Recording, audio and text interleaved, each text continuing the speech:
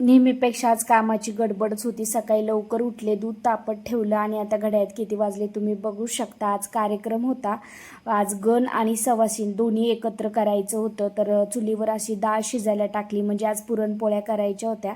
त्यातली थोडीशी डाळ आहे ना काढून घेतली आमटीसाठी. आणि तोपर्यंत म्हणलं ननंदबाई वाटणाची तयारी करत होत्या आमटीच्या. तोपर्यंत म्हणलं चला भज्याचं पीठ इथं मी काढून घेतलं, हिरवी मिरची लसूण वगैरे हे करून.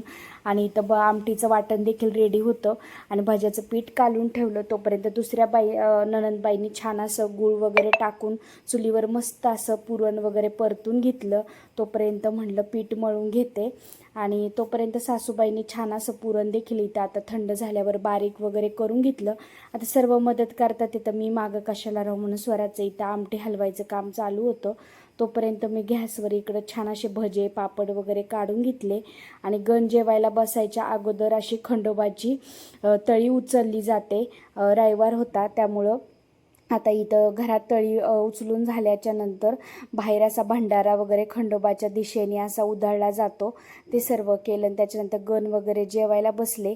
इथं त्यांना देखील जेवण वगैरे काय हवं नको ते बघितलं. आणि त्याच्यानंतर आता म्हणलं घरामागं जी लक्ष्मी आई म्हणतो आम्ही, तिथं निवद वगैरे दाखवायचं होता. तिथं निवद वगैरे घेऊन आले. आणि त्याच्यानंतर मला जायचं होतं ते गावातलं जे मेन स्थान आहे देवीचं, जाखू माता म्हणतो आम्ही, तिथं जायचं होतं.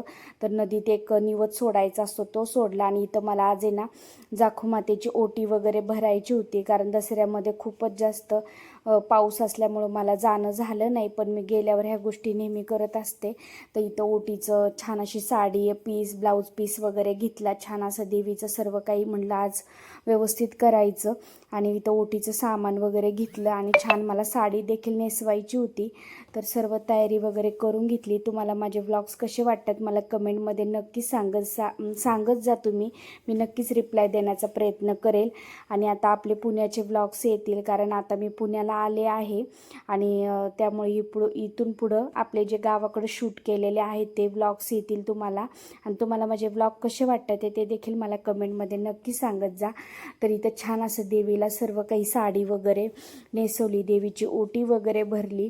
आणि त्याच्यानंतर छान असं दर्शन घेतलं. आणि आता घरी जाऊन आहे ना ज्या 10 सुवासीन बोलवायच्या होत्या, जीव घालायच्या होत्या, त्यांना देखील आता बोलवायचं होतं. आणि गावात कसं असतं, देवाला जर आपण नैवेद्य केला तर तो देवा बाहेरच्या सर्व देवांना वगैरे दाखवावा लागतो. आणि त्याच्यानंतर घरी आले, सर्व सवासींना जेवायला बसवलं आणि असा संपवला आजचा दिवस. तुम्हाला व्हिडिओ कसा वाटला मला कमेंटमध्ये नक्कीच सांगा. भेटूया उद्याच्या व्हिडिओमध्ये. तोपर्यंत सर्वांना बाय.